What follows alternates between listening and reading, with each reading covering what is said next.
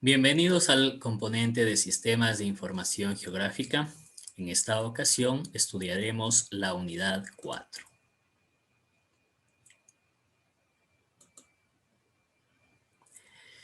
La unidad 4 corresponde a la parte de teledetección. La teledetección es la técnica que permite obtener información a distancia de objetos sin que exista un contacto material. Eso significa que nosotros no tenemos una interacción directa con el objeto. Para que ello sea posible es necesario que, aunque sin contacto material, exista algún tipo de interacción entre los objetos observados, situados sobre la superficie de la Tierra, marina o en la atmósfera, y un sensor situado en una plataforma. Esta puede ser un avión, un satélite, un dron o cualquier otro tipo de plataforma que esté, en este caso, llevando nuestro sensor. Con respecto a los satélites, vamos a ver que existe una red amplia de satélites que están orbitando alrededor de la Tierra. Algunos satélites son comerciales y otros pues son satélites con fines, en este caso, investigativos, como el Landsat, a partir de los cuales nosotros podemos acceder a esta información. Los satélites, en este caso, se van a clasificar de acuerdo a varias características. Una de ellas es la altitud. Por ejemplo, tenemos la órbita terrestre baja, LEO, órbita terrestre media, MEO, y órbita terrestre alta, la GEO. Tenemos, de acuerdo a la inclinación, tenemos una órbita polar, una órbita polar heliosíncrona, y de acuerdo a la misión tenemos satélites de reconocimiento, satélites astronómicos, satélites de comunicaciones, estaciones espaciales y los satélites meteorológicos. Acá en el globo terrestre podemos ver la ruta que siguen los satélites, por ejemplo, los MEO, los geosíncronos que están dando la vuelta, ¿sí? O los heliosíncronos que van a estar en este caso dependiendo, ¿sí?, a unas determinadas características. Por lo general tendremos entre 600 y 900 kilómetros separados de la superficie de la Tierra. Como habíamos indicado, para que funcione o para que exista la teledetección, es necesario que nosotros tengamos el flujo de radiación. El Sol, en este caso, es quien nos provee de este flujo de radiación, el cual va hacia la superficie de la Tierra. Como podemos ver, algo es absorbido y el resto es reflejado. En este caso, nuestra plataforma con los sensores va a recibir esta información y la va a registrar. Otra forma del flujo de radiación es la que emiten los cuerpos, ¿sí? Eso quiere decir que los cuerpos son capaces de emitir radiación y esta radiación pues obviamente es captada nuevamente por los sensores y por los satélites, y vamos a tener que otro tipo de flujo de radiación es que un satélite puede tener su propia fuente de energía, la cual va hacia la superficie de la Tierra y nuevamente es reflejada para que la mida el sensor. Más adelante vamos a hablar que existen sensores pasivos, ¿sí?, que son los que solo receptan, y sensores activos, que son los capaces de emitir y de receptar este flujo de información. Esta información que nosotros vamos a medir es la que está, en este caso, en el espectro electromagnético. El espectro electromagnético se divide en regiones, desde las más pequeñas, ¿sí?, los valores más bajos, tenemos rayos gamma. En este caso, el rango de longitudes es menor a 0.03 nanómetros, eso es un valor muy pequeñito, y luego vamos hacia los rayos X, el ultravioleta, el visible, el infrarrojo, microondas y radio TV. El radio TV, pues en este caso tenemos que las longitudes de onda son mayores a 200 centímetros. Entonces, como podemos ver, he pasado de nanómetros a centímetros. Y aquí pues tenemos el rango del espectro visible. es de 0.3 micrómetros a 0.7 micrómetros. Si nosotros hacemos un zoom a este espectro electromagnético, pues podemos ver, por acá tenemos el espectro, y en esta pequeña porción del espectro electromagnético es donde el ser humano puede utilizar sus sensores. En este caso, los sensores son nuestros ojos. Nosotros podemos ver que ahí existe, en este caso, rangos del ultravioleta, de los violetas, de los azules, de los verdes, amarillos, anaranjados, rojos e infrarrojos cercanos, ¿sí? Pero nosotros pues podemos ver aproximadamente entre este 0.3 a 0.7 micrómetros. ¿Qué es lo que sucede dentro del espectro electromagnético? Y lo que ya habíamos estudiado, que las luces, en este caso la energía o radiación es emitida y es reflejada, es emitida directamente por los cuerpos o es emitida y reflejada, en este caso, al sensor que podría ser el ojo humano. De manera particular tenemos que entre la fuente de energía y la superficie no está totalmente libre o limpia. En este caso tenemos las nubes, ¿sí? Las nubes, de acuerdo a sus características y clasificación, podemos ver que existen nubes muy finas y existen nubes muy grandes y gruesas, ¿sí? Hablamos de cirros, de cúmulos, de nimbos, entre otras. Y pues esta nube, que es muy grande, muy densa, puede tener entre 4 y 6 kilómetros. Entonces, la energía, si es que proviene del Sol, no puede traspasar estos 4 a 6 kilómetros que tenemos de nube, y eso significa que no vamos a poder medir eh, los objetos que están sobre la superficie de la Tierra. Entonces es importante tener en cuenta que existe nubosidad y que existen también partículas suspendidas en el aire. Estas partículas están presentes especialmente cuando hay eventos como erupciones volcánicas, y estas partículas obviamente van a afectar los valores que nosotros podamos registrar de la superficie de la Tierra. Como les había indicado al inicio, pues tenemos los sensores pasivos. Los sensores pasivos son los que únicamente receptan la información, ya sea reflejada o sea emitida por el cuerpo. Y tenemos los sensores activos. Los sensores activos son aquellos que tienen la capacidad de emitir eh, energía con su propia fuente. En este caso, la dirigen hacia la superficie de la Tierra, y en un segundo momento va a ser esta misma plataforma la que se encargue de recibir la información de la superficie terrestre. Tenemos una pequeña descripción de lo que sería la respuesta espectral y la ubicación de las bandas del sensor Landsat en el espectro electromagnético, ¿sí? Hay estudios pues que ya se han realizado para cada una de las clases, y vamos a ver pues que este comportamiento, conocido también como firma espectral, sucede a lo largo de lo que sería, en este caso, la longitud de onda. Tenemos el caso de las bandas de un satélite Landsat. Entonces tenemos la banda TM1, TM2, TM3, 4, 5 y 7. Y tenemos la distribución, en este caso, de la longitud de onda. Las 1, 2 y 3 están dentro del rango del visible, la 4 está en el infrarrojo próximo, y las 5 y las 7 están en el infrarrojo medio. Pero ¿cómo es que se comportan los diferentes tipos de cobertura, por ejemplo, que están siendo censados o medidos en esta imagen satelital? Para cada uno de las clases, para suelo, agua clara, agua turbia, vegetación sana y vegetación enferma, podemos ver que existe una línea que representa esta firma espectral, y esta firma espectral pues me indica el comportamiento de este tipo de cobertura dentro del espectro electromagnético. Entonces podemos ver que existe una diferencia entre vegetación sana y vegetación enferma.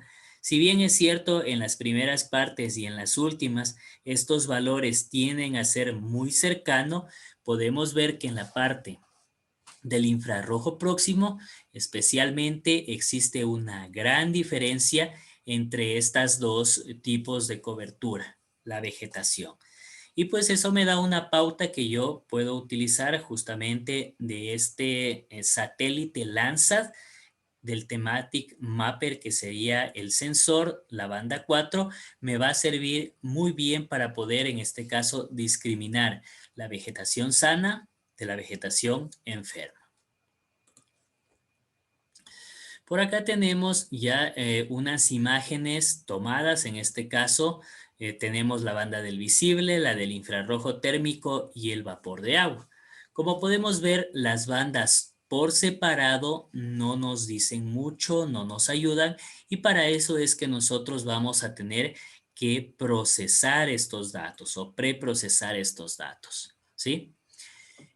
Con respecto a las resoluciones, vamos a ver que tenemos algunos tipos de resoluciones en estos datos provenientes de la teledetección. Tenemos la resolución espacial, tenemos la resolución temporal, la espectral y la radiométrica. Vamos a empezar con la resolución espacial. Como podemos ver aquí, existen varias imágenes, todas corresponden a la misma porción o superficie del terreno, y lo que va cambiando es, en este caso, su escala, ¿sí? El tamaño de píxel. Vamos a tener que en la primera imagen el tamaño de píxel es de 0.3 metros. Eso significa que cada píxel tiene 30 por 30 metros.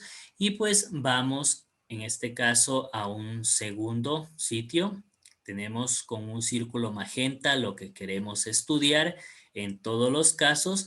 Y aquí ya tenemos un valor de píxel de 0.6 metros. Luego se incrementa a 1.2, a 2.4, a 4.8 y finalmente vamos a llegar a 9.6. ¿Dónde está el círculo? En este caso de color lila es donde nos interesa. Podemos ver que aquí existe un vehículo y conforme va aumentando el tamaño del píxel, pues se va perdiendo la resolución de la imagen o de la fotografía aérea.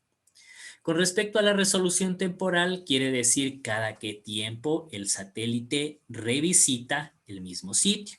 Por lo general tenemos en los satélites Landsat unos periodos de 16 días y este periodo varía de acuerdo a la altura a la que está el satélite o la plataforma que está en este caso tomando los datos. Como podemos ver aquí, tenemos en la resolución temporal cambios que se han producido sobre un mapa de Ecuador. Lo que nos interesa aquí es la cobertura de bosque, pero podemos ver pues que esta cobertura a lo largo del tiempo ha ido disminuyendo. Entonces ahí podríamos utilizar una resolución, en este caso, temporal. Vamos a una resolución espectral. La resolución espectral se refiere a cuántas bandas puedo acceder mediante mi sensor. Entonces nosotros podemos ver que aquí tenemos un tipo de sensor y este sensor nos da 4 bandas. Pero si nosotros lo comparamos con un sensor como el Landsat, podemos ver pues que el Landsat tiene una resolución espectral mucho mayor, pero existen algunas imágenes que son hiperespectrales que ya van por arriba de las 200 bandas de información que nos pueden proporcionar.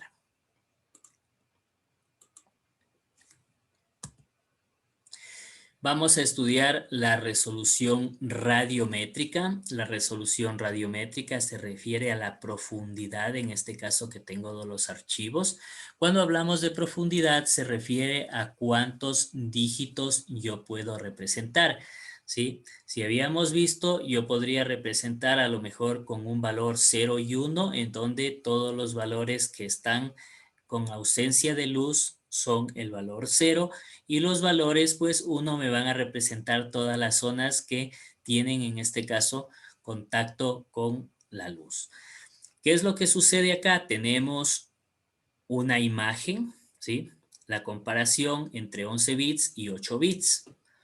Tenemos acá que podemos ver, porque existen 2048 valores para representar en la parte de la sombra, y donde yo solo tengo 256 valores, podemos ver que no se puede distinguir los objetos geográficos o los fenómenos que están bajo esta sombra. Entonces ahí interactúa o interviene la resolución radiométrica.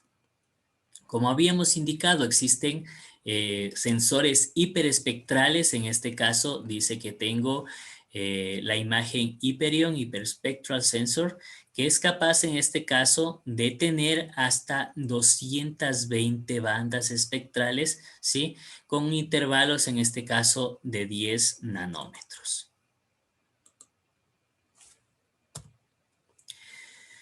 Sobre las imágenes satelitales, ¿sí? Y el footprint sería el área que puede cubrir en este caso una imagen. Vamos a tener pues que estas varían y conforme la imagen es más grande es el píxel, y eso significa que más pequeña es la escala, ¿sí? Y podemos ver que en este caso los recuadros más pequeñitos corresponden a las imágenes íconos, a las imágenes OrbView 3, en lo cual vamos a tener pues que este footprint o el recuadro que cubren es mucho más pequeño comparado con los otros.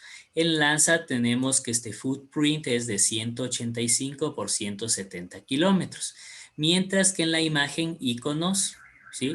Tenemos que este footprint va a ser de 11 por 11 kilómetros, pero la resolución en este caso pues es menor. Tenemos 4 metros comparados contra los 30 metros de la imagen Landsat.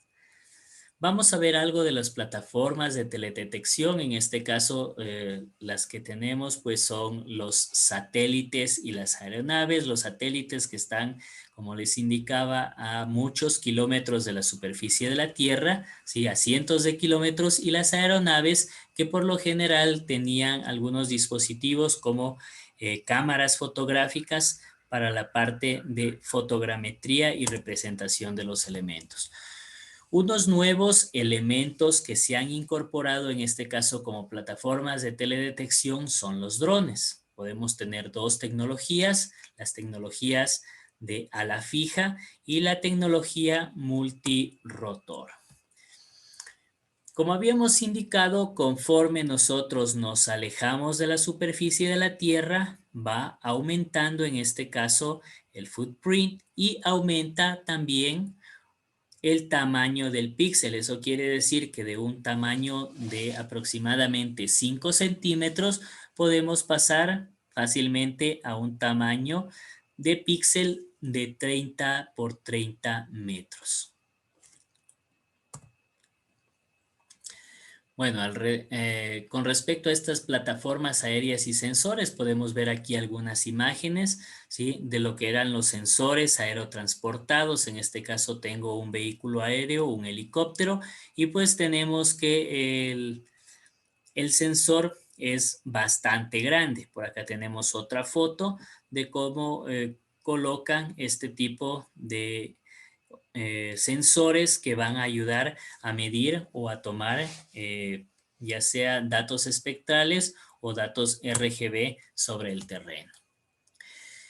Con respecto a un dron mucho más grande, en este caso podemos verlo, son estos drones que tiene Estados Unidos. Entonces me dice que tiene una longitud de 47.6 pies, ¿sí?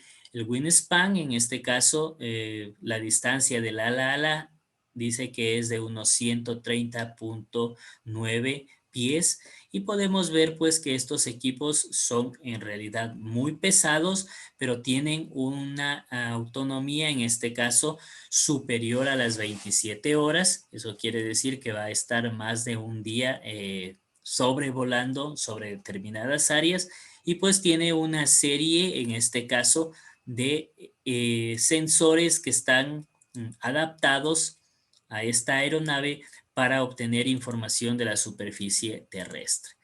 Con respecto a las aplicaciones, dependiendo de lo que nosotros querramos hacer, por aquí tenemos algunas cadenas de procesamiento, por ejemplo, para los índices de vegetación, podemos ver que existen dos tipos de índices, unos que son basados en pendiente y otros que son basados en la distancia.